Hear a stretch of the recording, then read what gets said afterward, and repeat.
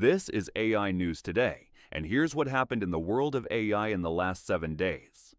Welcome back, everyone. If you felt a shift in the atmosphere this week, you weren't imagining things. We have officially entered a new era in the model wars. For the longest time, we've been asking, who can beat GPT? Well, Google might have just answered that question with a resounding, we can. But it's not just about software. The company powering this entire revolution, Nvidia, just dropped an earnings report that has economists holding their breath.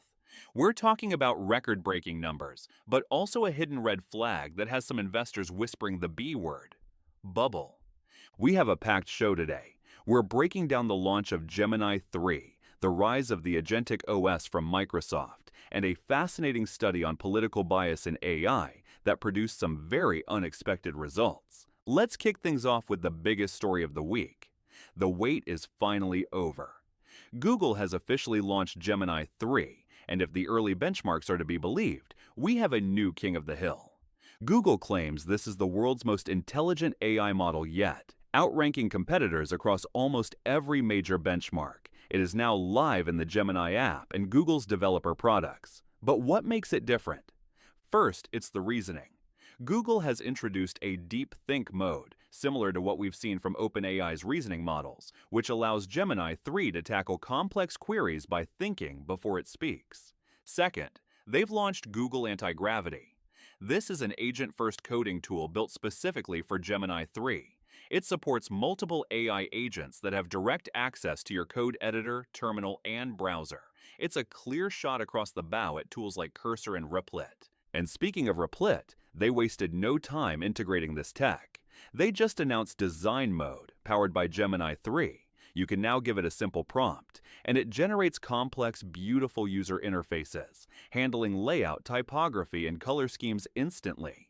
The consensus from early access users is that Gemini 3 delivers straight-to-the-point answers. Google explicitly designed it to tell you what you need to hear, not just what you want to hear. Shifting gears to the hardware side of things, the engine room of the AI revolution. All eyes were on Nvidia this week as they released their Q3 earnings report.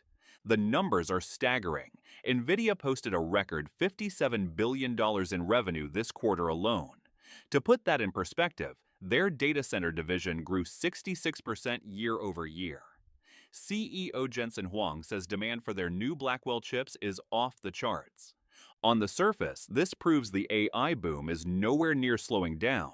But if you dig into the balance sheet, there was one detail that spooked some investors.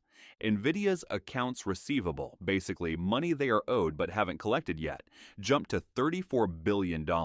That's up 45%. The pessimistic view here is that AI companies are ordering chips they can't actually pay for yet.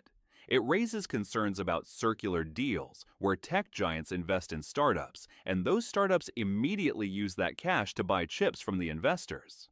However, the optimistic counter-argument is that when you grow revenue by 62%, your uncollected bills naturally grow too. Plus, Nvidia's biggest customers are Microsoft, Amazon, and Google, companies with bulletproof bank accounts. For now, the market seems to have decided that the AI trade is still very much on. While Google was busy launching Gemini 3, Elon Musk's xAI didn't stay quiet. They just launched Grok 4.1. The focus here isn't just raw intelligence, it's personality. xAI claims Grok 4.1 is more emotionally intelligent and compelling to speak with. It's designed to be more perceptive to nuanced intent, making it feel less like a robot and more like a chaotic, smart companion. But how do these models view the world?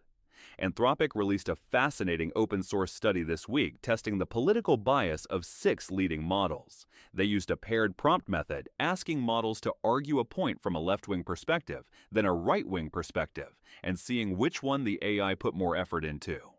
The results were surprising. In a ranking where 100% is perfect neutrality, Gemini 2.5 Pro and Grok 4 came out on top as the most neutral, scoring 97% and 96%. Claude Opus was close behind at 95%. ChatGPT 5 scored an 89%, but the outlier. Meta's Llama 4, which scored only 66%, showing significant bias. It's a rare moment where Google and xAI, Two companies with very different philosophies are leading the pack in neutrality. Moving on to Microsoft, who held their Ignite conference this week. The buzzword? Agents. Microsoft is restructuring Windows into what they call an Agentic OS. They unveiled Agent 365, a platform that lets organizations govern AI agents that work across Word, Excel, Teams, and even the Windows 11 taskbar. We are moving away from chatting with a bot to having a bot that lives in your operating system and does work for you. OpenAI is also making collaboration easier. They are rolling out ChatGPT group chats globally. You can now invite coworkers or family into a shared ChatGPT thread. Crucially, your personal memory stays private, so the group chat won't know about that weird medical question you asked the bot last night. We also saw a massive update to Google's image generation capabilities with a model they are calling Nano Banana Pro.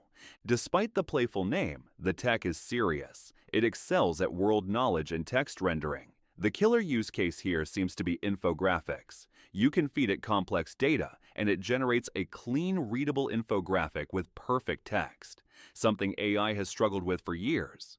This is rolling out alongside a Beautify This Slide button in Google Slides, which uses the model to fix your ugly presentations with a single click. Finally, let's wrap up with the money, because the checkbooks were wide open this week. Microsoft and Nvidia are reportedly investing a combined $15 billion into Anthropic, pushing the startup's valuation to a staggering $350 billion. Databricks is in talks to raise capital at a $130 billion valuation, and Brookfield announced a $100 billion infrastructure partnership to build the data centers needed to power all of this. When you see hundreds of billions of dollars moving in a single week, one thing is clear. The industry is betting everything that this technology is just getting started. That's it for today. Make sure to like, subscribe, or follow, and see you tomorrow for more AI news.